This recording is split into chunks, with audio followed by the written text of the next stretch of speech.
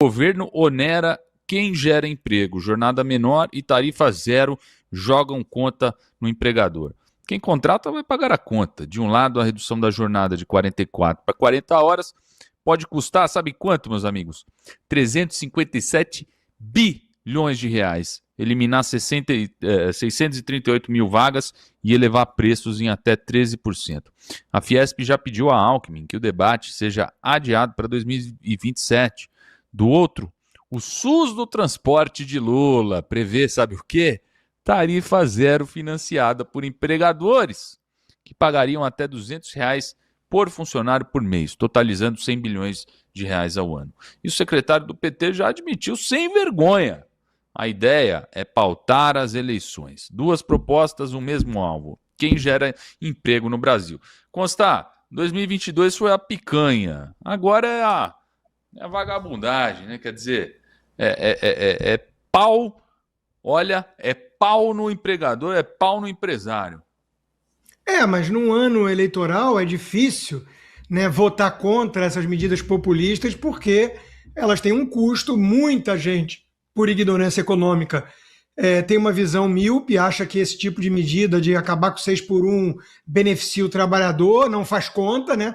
Bom, Erika Hilton apresentou essa proposta, não sabe o que é biologia e não sabe o que é matemática, não apresentou nenhuma conta para isso, né? Então, eles não estão nem aí. E é óbvio que na prática vai prejudicar o trabalhador. Qualquer um que entenda o mínimo de economia, né, sabe disso. Você não consegue reduzir as horas trabalhadas e manter o salário sem efeito nocivo, assumindo a produtividade constante. Isso é o elementar da economia, né? Se fosse assim, a gente já tinha acabado com o problema da pobreza faz tempo. Bota todo mundo trabalhando pouquinho e ganhando muito. Pronto, resolvemos a miséria no mundo. E deixa eu até aproveitar, Constantino, desculpa te interromper. Sabe por quê? Porque eu passei até a nota, de forma tem uma nota atualizada, também trazendo que o governo elevou o imposto de importação de cerca de 1.000 produtos em até 25%. Smartphones, computadores e equipamentos médicos ficam mais caros. 3 medidas, o mesmo resultado. Quem trabalha, quem contrata e quem compra paga mais. Aí qual que é a desculpa? Proteger a indústria nacional. Só que 30% da lista dos itens não é produzida no Brasil. Quer dizer, desculpa cortar seu comentário, mas eu peço que você Tá dentro desse bolo, né? Vou trazer aqui uma outra informação. A arrecadação em janeiro foi a maior da série histórica, 325,8 bi, né? Ou seja, e o gráfico é uma ascendência quase vertical. Ou seja, nós temos um rombo fiscal crescente e não é por falta de recursos. A arrecadação bate recorde. É um governo tarado por impostos. O Fernando Tachad só pensava e só pensa naquilo, né? Então, está tudo dentro desse pacote. Medidas populistas, gastos irresponsáveis, arrecadação crescente, imposto atochado no fiofó do trabalhador, desculpa meu francês, né? Mas é a realidade. É o povo tratado com um total descaso, né? E ainda tem sindicalista fingindo que essas medidas são para beneficiar o trabalhador. No Brasil não são, né? Não são. Então, de novo, nós estamos aqui lidando com gente que nada aprendeu e nada esqueceu. Eu vou além, porque eu não acho que é um ponto apenas de ignorância do PT, tá? O PT explora a ignorância dos outros. Isso é um projeto deliberado. O PT tem interesse em destruir a economia, como ele sempre faz, porque ele cria dependência. Todo mundo fica dependente das suas migalhas, ele volta com o voto de cabresto para os mais pobres e também com os ricos, por meio de medida protecionista, de subsídio do BNDES e por aí vai. Então, ele quer controlar tudo e todos. É a visão totalitária dos socialistas, né? Então, é isso, Emilinho. Estamos lidando aí com gente que já quebrou o Brasil uma vez e está fazendo de tudo para quebrar de novo. Deixa eu ler aqui, eu quero ouvir o comentário de vocês a respeito de Gilmar Mendes. Gilmar suspende penduricalhos e no dia seguinte os poderes já se reúnem para negociar a saída. A decisão foi ontem, a negociação começou hoje. Dino abriu caminho em fevereiro, deu 60 dias para os 3 poderes bloquearem verbas acima do teto. E hoje, Gilmar foi mais fundo e suspendeu especificamente os penduricalhos do Judiciário e do Ministério Público, determinando que só lei federal pode criar novas verbas. Na manhã dessa terça, Fachin já reuniu os presidentes da Câmara, do Senado e do TCU. Mas mais Moraes, Dino e o vice da PGR para negociar uma regra de transição. Os próprios... Sabe o que é engraçado aqui, Silvio? Os próprios beneficiados decidindo quando vão parar de se beneficiar. Olha, são coisas do Brasil, né?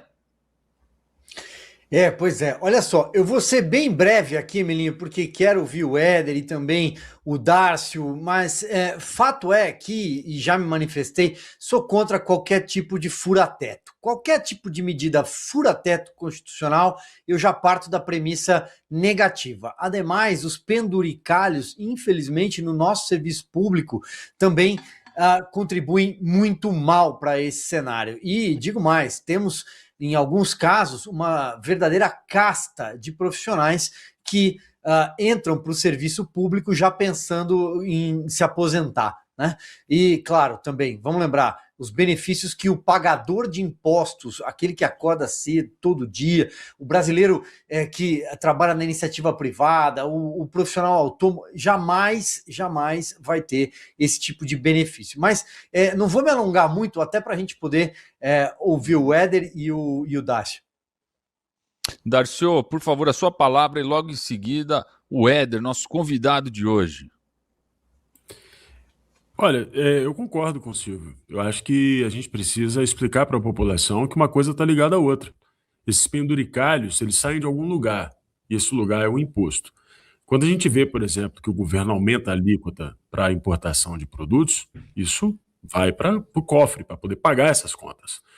O Nicolas Ferreira comentou sobre o assunto, fez uma bela transposição, ele é um ótimo comunicador. O Eduardo Bolsonaro falou sobre o assunto, mas é preciso um pouco além. Porque o que a gente está vivendo é uma mudança de regime. E essa elite burocrática ganha muito e ganha muito bem. Para que vocês tenham uma noção, essa semana surgiu uma notícia de um juiz que questionou uma deformação que uma testemunha tinha no rosto. Tá rindo de quê? Coitada, ela tinha um problema no rosto. Ela não estava rindo de nada. Por curiosidade, eu entrei no olerite do juiz. Resultado, ele tinha recebido R$134 mil de salário. Claro, não é só o salário, tem a verba indenizatória, que inclusive não tem incidência de imposto, porque imposto é para o trouxa que trabalha todo dia para poder sustentar essa vida de nababos. E o Silvio tem toda a razão. Ou seja, quando você tem uma taxação como essa, eu até gostaria de saber a opinião do Lula se o STF suspendesse essa taxa, assim como o Supremo americano suspendeu, né? E ele concordou, ele gostou.